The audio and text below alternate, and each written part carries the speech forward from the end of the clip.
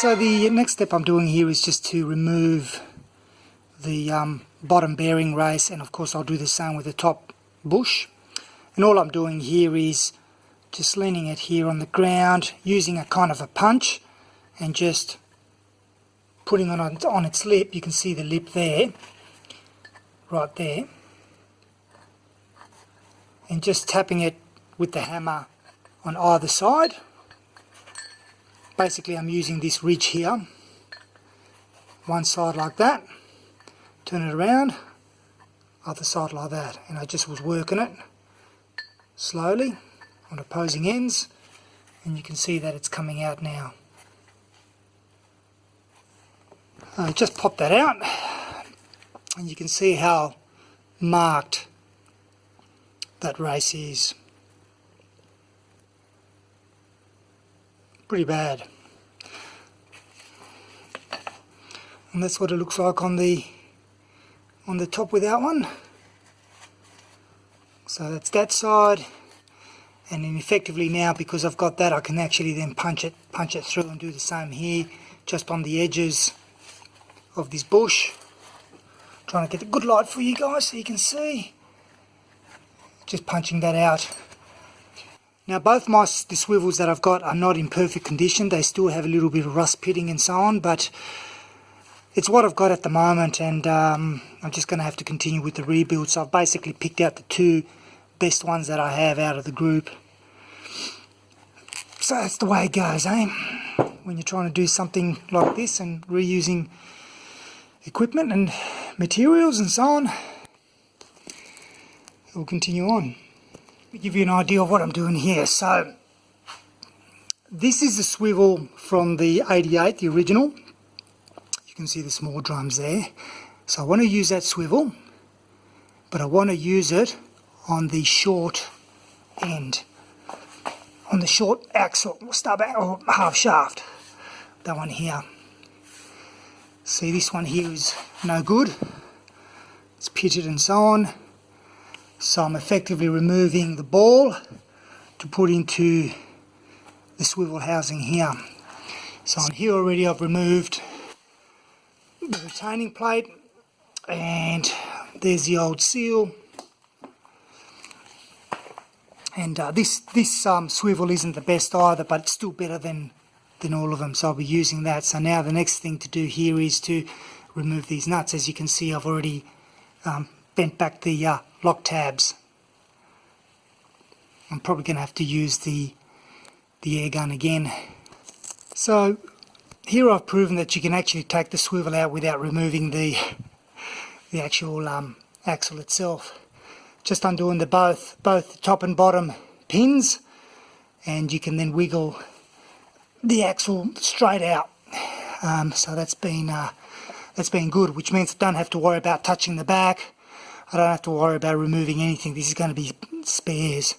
So I'm going to be doing the same with the other side, and then I should be able to swap the swivels over.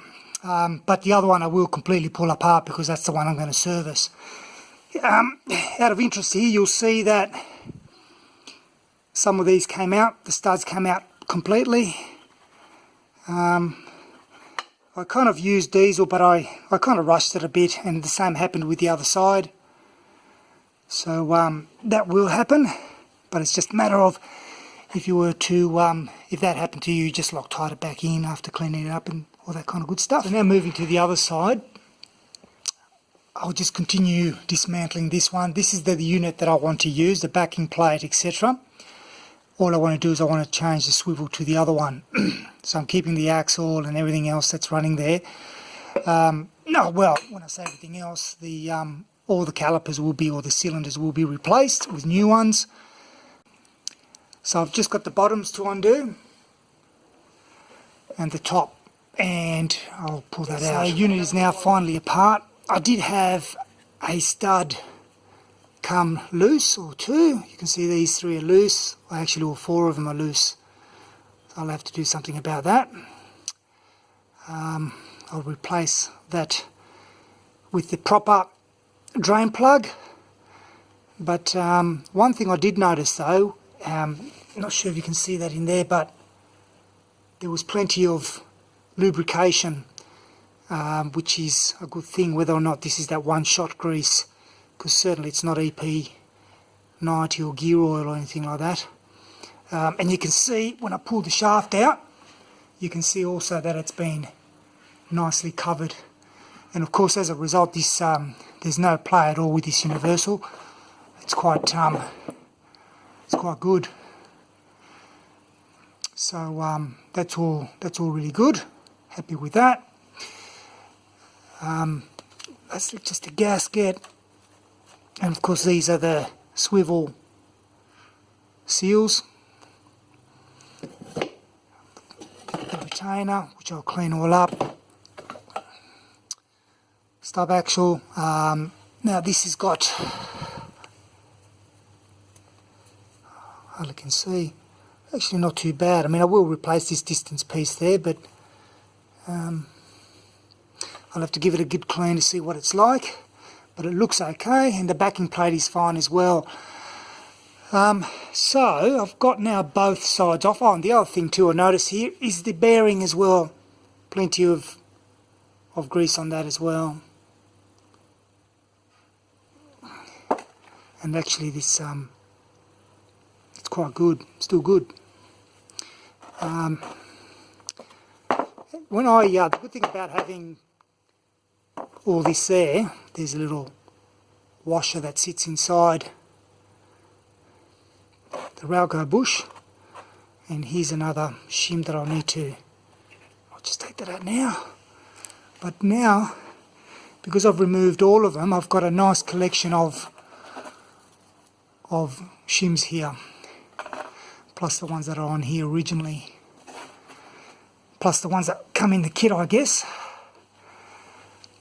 So here we go. We'll just need to now, I'm going to put this aside so I don't get the left and right mixed up or anything like that. Something that I tend to do. But aside from that, it's all good. So now these are all pulled apart, ready to be cleaned, as I've started with these pieces there. And once I clean them up, I'll paint them and then start reassembly. So I'll do that as a separate video anyway. But there you go. Bit of a mess now at the moment, all over the place. But we're making progress.